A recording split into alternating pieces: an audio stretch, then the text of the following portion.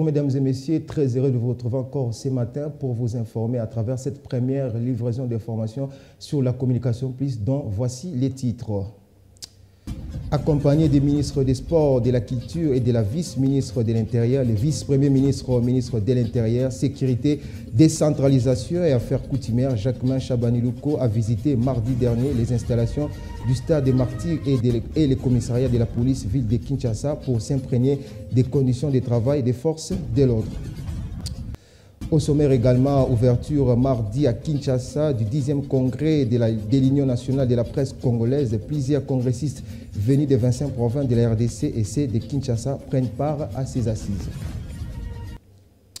Une fois de plus, bonjour mesdames et messieurs, très heureux de vous retrouver encore ce matin pour vous informer. Prenons cette nouvelle en bref. Au lendemain de la visite du chef de l'État Félix Antoine Tshisekedi Tshilombo au lycée Tchachi à Ressi, mardi dernier, Katsamban, grâce à l'engagement du président Tshisekedi, a amélioré les conditions d'apprentissage des élèves de cette école qui accueille majoritairement des enfants des militaires. Lors de son passage dans cette école, dont les bâtiments étaient réhabilités dans le cadre du projet des 100 jours, le président avait rassuré les parents militaires de son engagement à garantir une bonne éducation à leurs enfants. Ce sont les bâtisseurs du service national qui ont fabriqué et distribué ces bancs mis à la disposition du lycée Tchachi, dont 200 bancs à l'école primaire et 200 autres à l'école secondaire.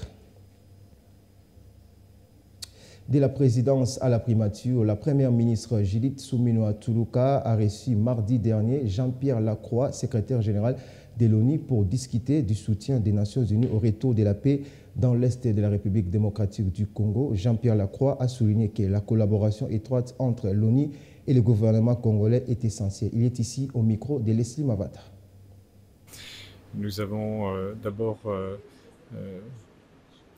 remercier Madame la Première ministre pour l'excellente qualité des relations qui se sont déjà établies entre les Nations Unies, entre la MONUSCO et son gouvernement, et elle-même en sa qualité de Première ministre.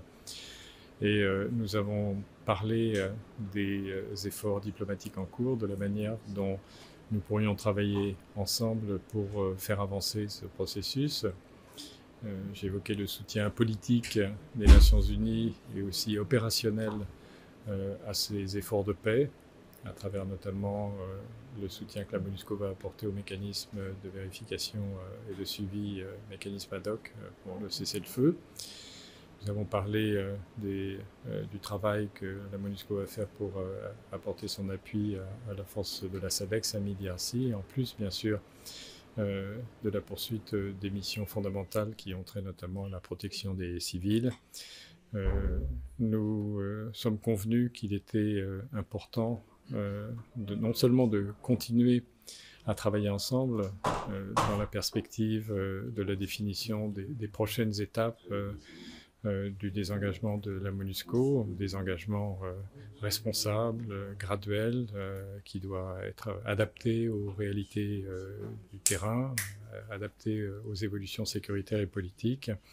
Et nous sommes convenus aussi de l'importance non seulement de rester étroitement coordonnée, mais aussi de l'importance d'une communication coordonnée qui reflète l'excellence de notre coopération. Donc voici en quelques mots quelle a été la teneur de cette discussion qui a été très utile et qui a vraiment témoigné encore une fois de l'excellence des relations établies avec ce gouvernement. Alors, quelle a été la réaction de la Première ministre après avoir soumis vos préoccupations? Je pense que nous sommes sur la même ligne et nous avons déjà engagé un travail qui va s'intensifier dans les prochaines semaines en ce qui concerne notamment l'évolution de la MONUSCO, puisque vous le savez certainement, la perspective du renouvellement du mandat de la MONUSCO se rapproche, sera examinée à la fin de l'année. Entre-temps, nous devons fournir un rapport au Conseil de sécurité. Ça doit évidemment, ce rapport, procéder d'un travail étroit entre les autorités congolaises, le gouvernement et nous-mêmes. Et puis par ailleurs, évidemment, il y a de multiples autres activités que nous voulons continuer à conduire avec le gouvernement. Nous avons parlé de l'importance de réactiver le désarmement, la démobilisation, la réintégration des combattants, l'importance qui s'attache à ce que toutes les structures soient en place, les ressources également, parmi d'autres sujets. Bon, d'abord, en ce qui concerne les structures de travail, les structures sont en place. Il y a un groupe de travail pour réfléchir et travailler à la fois aux leçons retenues du désengagement du Sud Kivu et aux prochaines étapes. Ça, c'est en place et nous sommes convenus de maintenir un contact étroit, y compris au niveau de la Première ministre et de la représentante spéciale, Madame Bintou Keïta. Et puis par ailleurs, sur le terrain, le travail de coordination va se renforcer sur tous les plans. Sur le plan du soutien aux efforts diplomatiques, nous sommes très impliqués, encore une fois, à la fois politiquement et opérationnellement. Sur le plan pratique du terrain, j'ai mentionné ce que nous faisons, ce que nous allons faire sur la vérification, le soutien au cessez-le-feu et toute autre activité qui seront jugées indispensables, nécessaires pour aboutir à des progrès. Voilà. Merci beaucoup. Merci. Toujours dans ces mêmes registres, à mission officielle en République démocratique du Congo, le secrétaire général adjoint des Nations Unies en charge des opérations des maintien de la paix, Jean-Pierre Lacroix, a échangé mardi dernier avec le président de l'Assemblée nationale, l'honorable Vital Kamerhe. Leurs échanges ont tourné autour du processus de paix en République démocratique du Congo. Plus de détails dans ces reportages. Préoccupé par les retours de la paix en République démocratique du Congo, le speaker de la Chambre basse du Parlement, le professeur Vital Kamerhe, s'est entretenu avec le secrétaire général adjoint des Nations Unies en charge du maintien de la paix en mission officielle en République démocratique du Congo. Jean-Pierre Lacroix et Vital Kamerhe ont parlé du processus de paix en RDC et du soutien des Nations Unies aux efforts que fournit le président Félix Antoine Tshisekedi Tshilombo pour pacifier la partie est du pays. Le secrétaire général adjoint des Nations Unies a également salué l'engagement de la République démocratique du Congo, notamment dans les processus de paix de Luanda et de Nairobi, aussi de la pertinence de l'engagement de tous les partenaires concernés par ces processus pour que la paix soit enfin rétablie. Il a par ailleurs rappelé au président de l'Assemblée nationale que le rôle que les Nations Unies attendent du Parlement congolais est celui de s'investir dans le renforcement de l'appareil sécuritaire congolais et de soutenir toutes les résolutions prises dans le cadre de la recherche de la paix en République démocratique du Congo. Il y a des centaines de milliers de personnes qui sont protégées par les Nations Unies, la MONUSCO, les agences humanitaires, les ONG. Et ces populations, elles ont besoin, et elles le disent d'ailleurs, d'un soutien continu. En même temps, évidemment, le renforcement de la présence de l'État congolais, et c'est évidemment notre objectif, qui va de pair, qui est complémentaire avec la poursuite des efforts de paix. Nous sommes très engagés dans ce domaine, je l'ai dit, à la fois les soutiens politiques aux efforts, notamment le processus de Luanda, les efforts sous les auspices de la médiation angolaise. Nous lui apportons aussi un soutien opérationnel avec les moyens de la MONUSCO pour soutenir notamment la vérification du cessez-le-feu. Nous avons demandé et obtenu au Conseil de sécurité qui nous donne un mandat pour soutenir davantage avec les moyens de la MONUSCO la force de la SADC, la SAMI RDC. Donc vous voyez qu'il y a un ensemble de tâches qui concourent tous au même objectif, qui est de faire revenir la paix, une paix durable à l'est du Congo et dans l'ensemble de la région. Le président de l'Assemblée nationale, le professeur Vital Kamerhe, a passé en revue les grandes lignes charnières de l'aboutissement total du processus de paix dans la sous-région de Grand Lac. Vital Kamerhe a insisté sur la nécessité de l'inclusivité de tous les acteurs dans la résolution finale issue du processus de paix déjà enclenché. Le speaker de la Chambre basse du Parlement a par ailleurs relevé le fait que l'Assemblée nationale a, à travers les élus nationaux, sensibilisé la population sur le processus de paix en cours. D'autre part, il a rappelé qu'à travers la diplomatie parlementaire agissante, l'Assemblée nationale est déjà à pied d'œuvre en dénonçant cette guerre injuste imposée par le Rwanda et en invitant tous partenaires internationaux à s'impliquer dans la recherche de la paix en République démocratique du Congo. À la demande de Bintou Keïta, représentante du secrétaire général des Nations Unies en RDC, qui accompagnait Jean-Pierre Lacroix, le président de l'Assemblée nationale, le professeur Vital Kamerhe, a fait savoir qu'une plénière spéciale sera tenue sur la situation sécuritaire dans la partie est du pays. Ça sera aussi une tribune pour la MONUSCO de venir éclairer la lanterne des élus nationaux et la population sur certaines questions importantes en rapport avec l'exécution de sa mission. Prenons encore cette nouvelle en bref. Le vice-premier ministre de l'Intérieur, Sécurité, Décentralisation, Affaires coutumières, Jacquemain Chabani-Louko a fait les rondes mardi dernier des commissariats de la police ville de Kinshasa, parmi lesquels celui de Ngunza dans la commune de Ngiringiri, renouvellement réhabilité. Accompagné de la vice-ministre Eugénie Tchela, le VPM Chabani s'est imprégné des conditions de travail des forces de l'ordre, soulignant ainsi l'engagement du gouvernement à améliorer la sécurité publique. Peu après, le vice-premier ministre de l'Intérieur, Jacquemain Chabani-Louko, accompagné des ministres des Sports et de la Culture, ont également visité les installations du stade des martyrs de la Pentecôte de Kinshasa. Toujours dans ce même registre, amélioration des conditions de travail de la police nationale congolaise, le vice-premier ministre de l'Intérieur, Sécurité, Décentralisation, Affaires coutumières, Jacquemain Chabani-Louko, a inauguré mardi dernier quelques sous-commissariats dans le district de la Funa. Reportage. Il a promis, il a fait. Le patron de la sécurité, Maître Chabani-Louko Jacquemain, a inauguré 3 sous-commissariats modernisés dans le district de la Funa. Cette promesse se matérialise un mois après sa descente sur terrain le 17 août dernier dans le cadre de la visite d'inspection de 6 sous-commissariats dans le même district. Accompagné de la vice-ministre de l'Intérieur, Eugénie Tchela, et quelques élus du district de la Funa, Maître Chabani-Louko a d'abord étrenné le sous-commissariat d'Elengesa situé au croisement des avenues Gambela et Ngiringiri. Minimisant tout protocole et escorte, le patron de la sécurité va longer l'avenue Ngiringiri jusqu'à son croisement avec l'avenue Elengesa pour inaugurer le Soussiat Ngunza avant celui d'Emboli, situé sur l'avenue Kimwenza au quartier Yolo Sud. Ces 3 sous-commissariats contiennent 2 bureaux administratifs, 2 cachots et toilettes. Maître Chabani-Louko Jacquemain a remis les clés de ces bureaux des proximités de la police au commissaire divisionnaire principal, le général Alonga Boni. Ce qui traduit la volonté et la détermination du patron de la sécurité d'améliorer les conditions de travail de la police nationale congolaise afin de la permettre de remplir sa mission de sécuriser les personnes et leurs biens. Ce projet de modernisation de Soussiat va se poursuivre jusqu'à atteindre les objectifs assignés.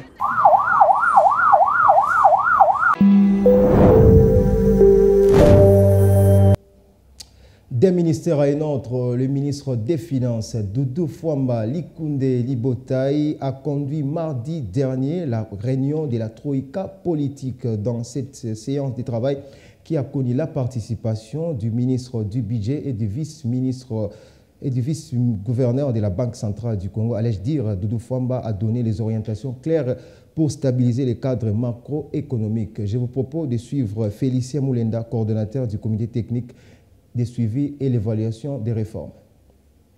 Nous venons de sortir de la réunion de la Troïka politique. Comme vous savez, depuis son arrivée à la tête du ministère des Finances, le ministre Doudou Fwamba a systématisé la tenue de ces réunions qui sont extrêmement importantes dans la mesure où elles permettent d'harmoniser les politiques publiques et en particulier les politiques budgétaires et les politiques monétaires qui impactent directement le cadre macroéconomique et qui impactent la stabilité.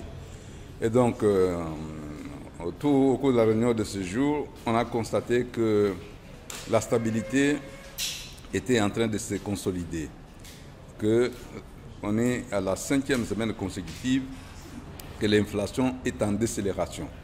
Aujourd'hui, le ministre a estimé qu'il faut, au-delà du conjoncturel, c'est-à-dire en même temps qu'on lutte pour stabiliser les cadres, pour stabiliser, baisser l'inflation, pour stabiliser les taux d'échange, il faut aller au-delà.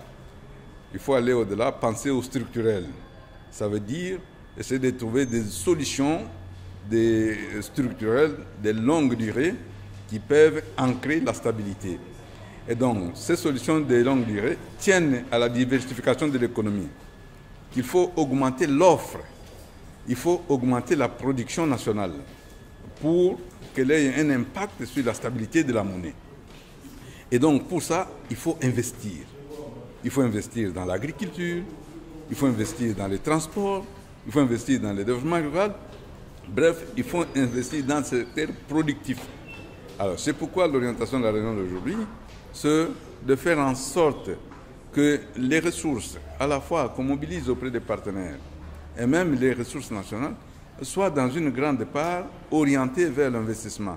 Parce qu'il n'y a que l'investissement qui peut permettre de créer des richesses qui vont à leur tour nous permettre de gérer durablement la situation de l'inflation et de maîtriser le taux d'échange. Tout à fait autre chose dans ces journaux ouvert mardi dernier au centre Nganda de Kinshasa, le 10e congrès ordinaire de l'INPC. Ces assises sont placées sous la bannière du congrès des relances et de la renaissance. Outre les journalistes, plusieurs personnalités politiques y prennent part. Je vous propose de suivre les congressistes au micro de Christian Nyamabou Kabeya. C'est un grand honneur pour nous de participer à ce 10e congrès de l'UNPC, le congrès de la renaissance. Vous avez bien suivi les propos du ministre. Il a rappelé que nous devons être des responsables. Eh bien, durant ces 3 jours, nous allons travailler d'arrache-pied pour que ce métier noble de journaliste puisse reprendre sa place dans le temps. Et donc, aujourd'hui, c'est la cérémonie d'ouverture.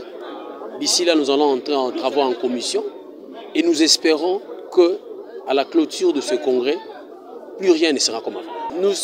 Nous sommes très confiants de nos différents candidats. Ce n'est pas aujourd'hui que les élections auront lieu. Les élections auront lieu le 19. Et nous voulons la renaissance. C'est-à-dire que tout doit être renouvelé. L'alternance, bien sûr, mais nous avons besoin des hommes compétents. Nous n'avons pas besoin des gens qui viendront pour détourner, pour continuer à ce que nous sommes en train de vivre actuellement au niveau des médias congolais. Nous voulons un changement total. Et nous sommes sûrs que nous allons élire des candidats valables et compétents. Il faut refaire les choses. Il faut une vraie renaissance de la profession. Il faut une UNPC forte, respectueuse et respectable. Nous devons être sérieux. Je dois vous dire de manière brutale que nous avons l'impression que nous ne nous faisons pas respecter parce que nous-mêmes, nous ne sommes pas sérieux. C'est une erreur grave de jugement, cette conclusion, parce que nous vivons dans une sorte de fourre-tout. Et le comportement de certains de nos confrères, certains professionnels des médias, fait qu'on ne nous respecte pas. Alors, imaginez-vous que nous soyons des troubadours, des trouvères et de gens qui chantent les louanges de tel ou tel politique, de tel ou tel acteur de la société. Comment nous allons nous faire respecter? Nous devons faire ce travail dans le respect des règles de l'art. Et c'est ça, je crois, que ce que nous attendons de ce congrès, le 10e. Et je crois qu'on doit y en sortir de manière réconfortée pour être réellement un 4e pouvoir, même si nous sommes un pouvoir sans pouvoir. Prenons encore cette nouvelle en bref. Naufrage sur la rivière Congo, selon un bilan officiel très provisoire. Selon les témoins de ces drames, une baleinière qui a percuté un pont, plus de 150 personnes étaient à bord. La majorité des passagers est jusque-là introuvable. Le nombre des rescapés n'est pas connu dans cette vidéo. Beaucoup d'entre eux tentent de se sauver. Et puis, rendons-nous en province. Le gouverneur des provinces du Congo central, Grace Kwanga Maswaku Bilolo, a échangé mardi dernier dans la salle de réunion du 4e niveau du gouvernorat avec une forte délégation de la Banque mondiale conduite par Tirno, spécialiste en énergie et industrie extractive, venu lui annoncer la relance dans les tout prochains jours du projet développement du Inga au Congo central. Reportage. La relance du projet de développement du Grand Inga au Congo central n'est plus qu'une question de temps. C'est ce qui ressort des discussions entre le gouverneur de province, Grace Kwanga Maswaku Bilolo, et une forte délégation de la Banque mondiale conduite par Thierno Ba, spécialiste principal en énergie et industrie extractive, mardi 17 septembre 2024, dans la salle de réunion du 4e niveau du gouvernorat. La province du Congo central regorge d'une ressource unique, qui est la ressource du Grand Inga.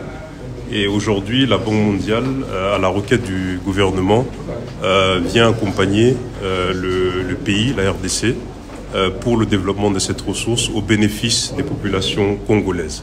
Et avant tout, au bénéfice des populations de la province du Congo central.